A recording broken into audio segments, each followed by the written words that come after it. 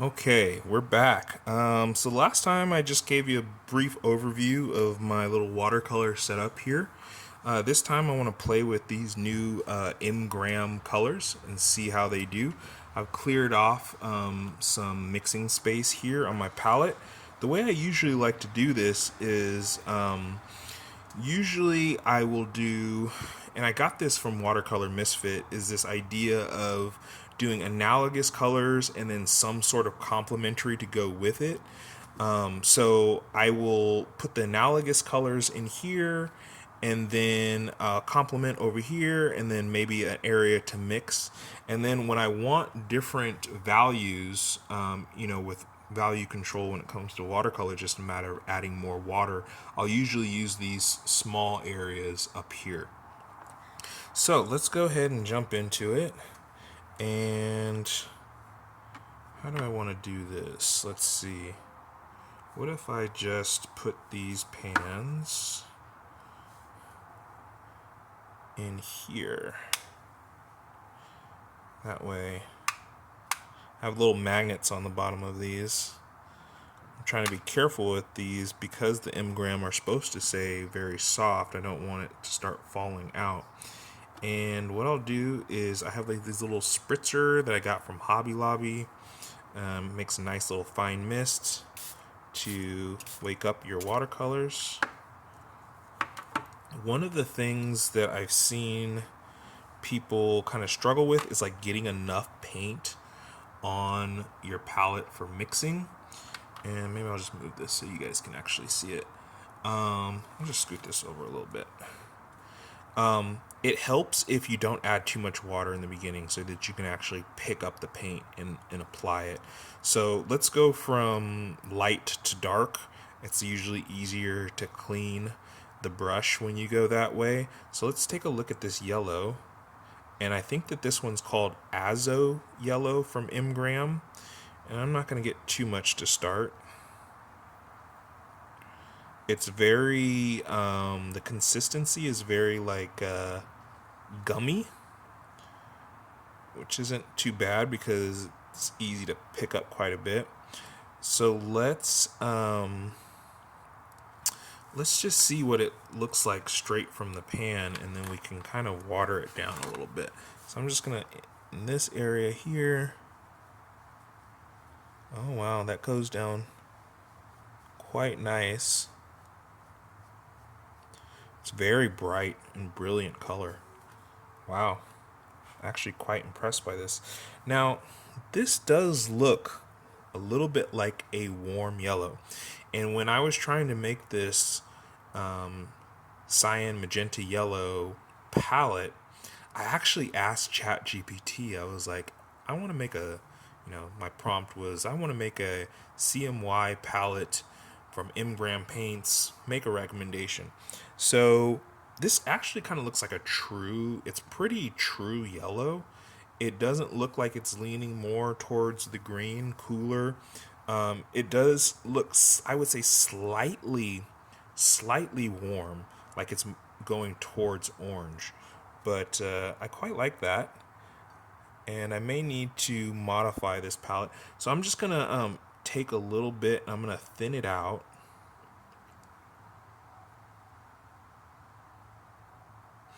Let's see what the thinned out. I have to say, I really like how it feels. And that didn't even really thin it out that much. Wow. Let me add a little bit more water.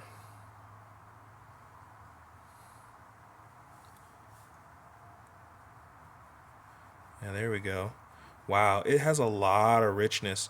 One of the things that I've seen about M-gram, like if you go to their YouTube channel, they talk about how they test their colors compared to other makers, and it's really comes down to quality is all about pigment load, like how much of the pigment do they add to the binder. In the case of this, I think it's like glycerin and I don't know what's the binder for watercolor. It's honey and maybe glycerin or something like that. And I have to say, these colors are super rich.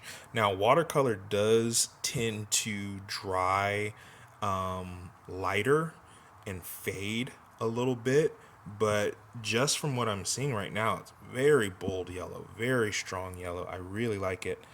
So I have my little water here. I don't know if you can see, it's probably off camera. You don't need this water if you have a water pen, but sometimes it's a little bit easier to clean the brush quicker.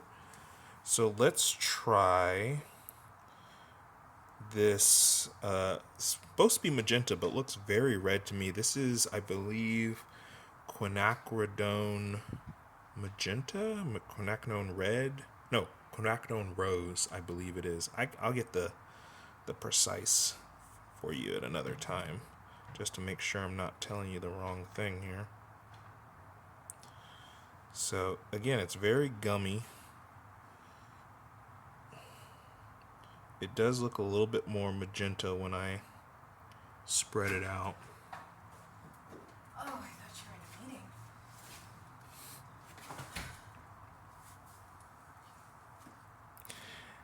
a meeting. And let's see. That's quite nice. And I do see more of that magenta coming through now that it's on the paper. Again, very smooth, very creamy. Let's add some water to it. Thin it out a bit.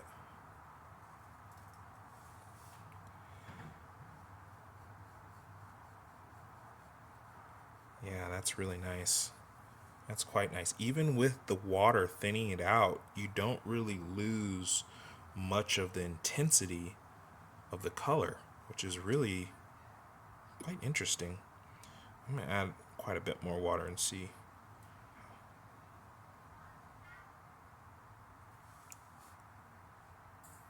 You guys can see that I'm kind of a waste not, want not type of person. So I'm using this piece of watercolor paper to its fullest, and I will be I will be turning this over and using the backside. So, and it's just scratch paper, it's just to play with. So that is beautiful, beautiful color. I have, this is the Daniel Smith Quinacridone Rose. I think the M-gram is brighter, is more pigmented, but I'll do a side by side. And I was just like drooling the other day over how highly pigmented the Daniel Smiths were, but this is, wow. All right, let's try. I believe this is the. Let me clean my brush. The Phthalo Blue green shade.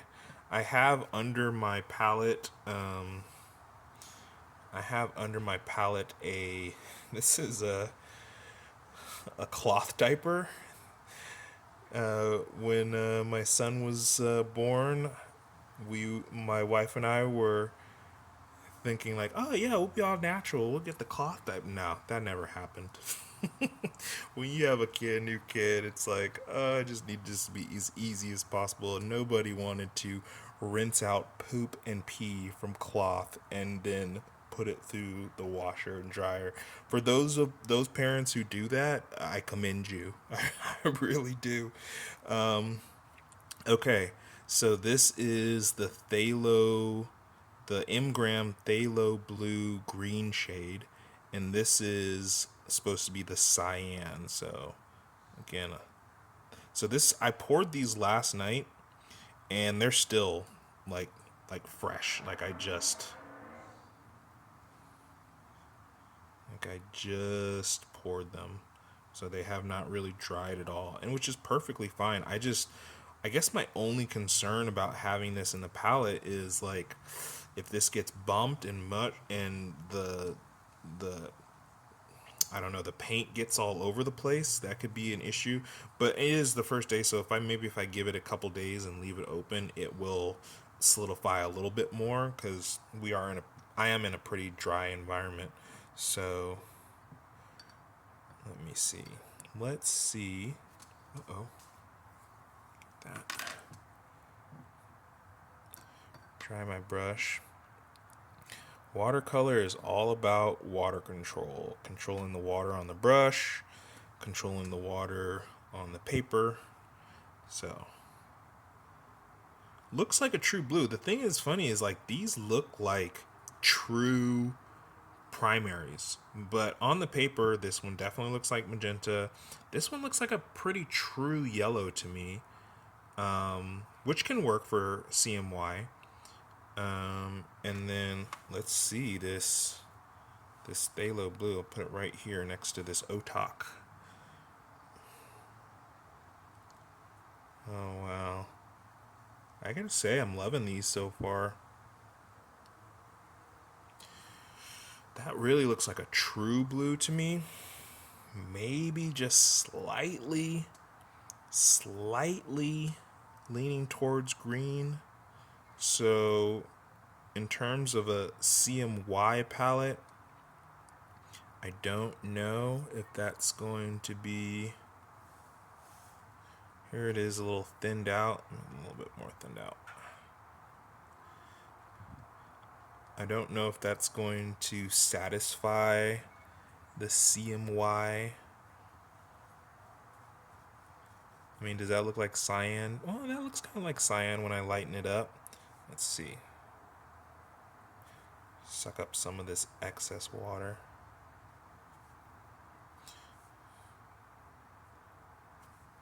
Beautiful. Beautiful color. Beautiful color. I love my Daniel Smith, but I don't know. This may be even more intense. So I think I was mentioning before, like the M Graham, they will get other manufacturers like Daniel Smith and what's the Winston? No, why can't I not remember? I'm brain farting right now.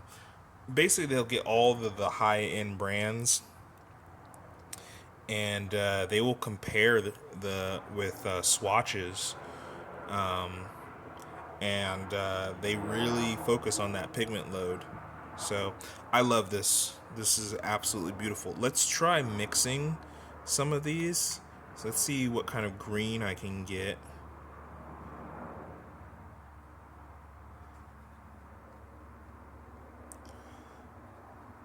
See, now when the watercolor gets more watery like this, it gets a little bit harder to get enough of it to. So you want to make sure that you. That's a quite. I could probably add a little more yellow to that. Let's see. I mean, what can you say? It's a beautiful green, nice and bright. Let's mix up an orange. Just mix up our secondaries here. Now, red is supposed to be a primary, but with the CMY palette, you can mix.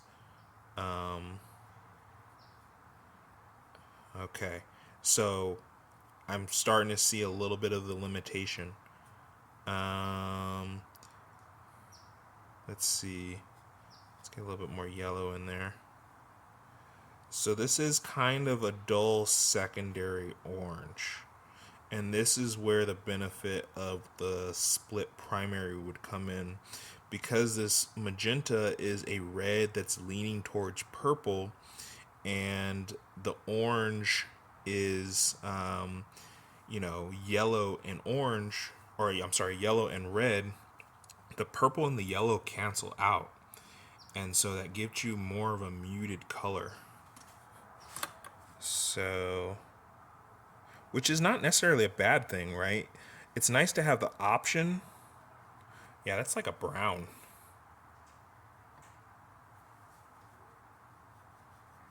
Now, this is the first time I'm playing with them, so I may be able to get something a bit more bright if I work on it.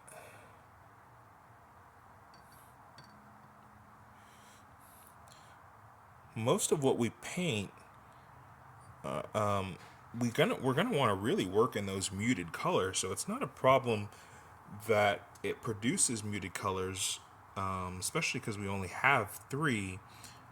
But we want to have the option, like if we want to have that bright orange in there, that's where the split primary kind of comes in. Because if I mix this yellow, this is New Gamboge, right?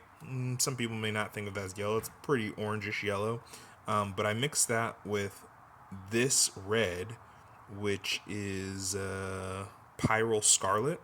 You'll get a very bright orange. You get a very bright and intense orange.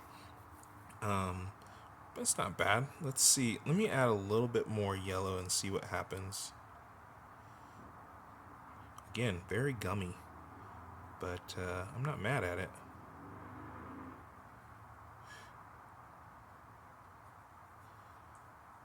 Yeah, it's a little bit challenging to get an intense orange. It's a beautiful orange, but it's not super intense. And I am running out of space on this. Yeah. All right, let's try one more. Let's try our purple, and then we'll wrap it up. And then maybe on the next video, I will try to actually paint something. Maybe I'll do like one of these abstract designs, these things here, automatic drawing. So I'm going to take my Quinacridone Rose, which is absolutely beautiful. I'm going to mix it. And that's not a bad purple.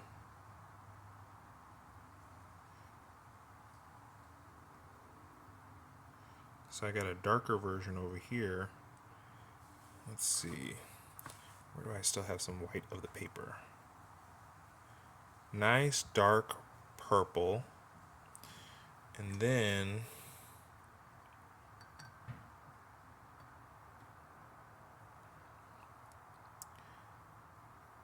warm up this, maybe more of a violet here.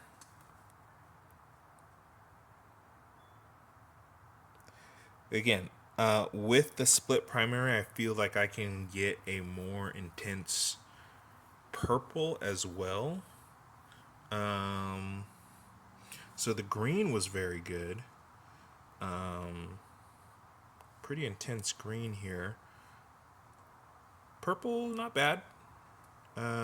Orange, pretty desaturated. Let me water this down a little bit and then see. Yeah, it's pretty desaturated for an orange.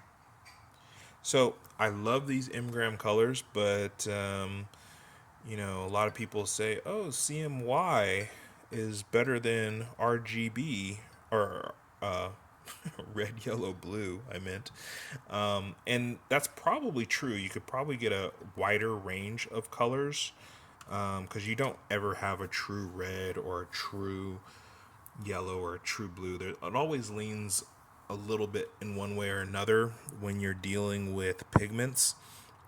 But I may go ahead and order some a different blue, a different red, and a different yellow to complement these to round out the set. But I mean, in terms of like intensity of color, I mean, look at this yellow. I am blown away by that. And then this magenta, beautiful. And then where's my blue? My Phthalo Blue green shade, which is supposed to be my cyan. Beautiful, beautiful, beautiful. So I'm very happy with these. I'm very, very happy with these. And I don't know, Daniel Smith, you may be getting dethroned here. But maybe I'll do a video later, side by side, and we can really make that comparison. It's kind of unfair that the M-gram is more like it's directly out of the tube because you're easily going to get more intense colors that way. But I mean, that may just be an argument for adding the honey into the watercolor. But I think next time what I'll do is I'll do an automatic drawing like this. Apparently Mobius, the artist Mobius, loved to do automatic drawings with watercolor, and I see why, because it's super fun. It's super fun to just throw down a shape and then say like, oh, what side do I want this on? Like, where do I want the shadow? And just play with beautiful watercolors. All right, guys, thank you for watching, and I'll see you next time.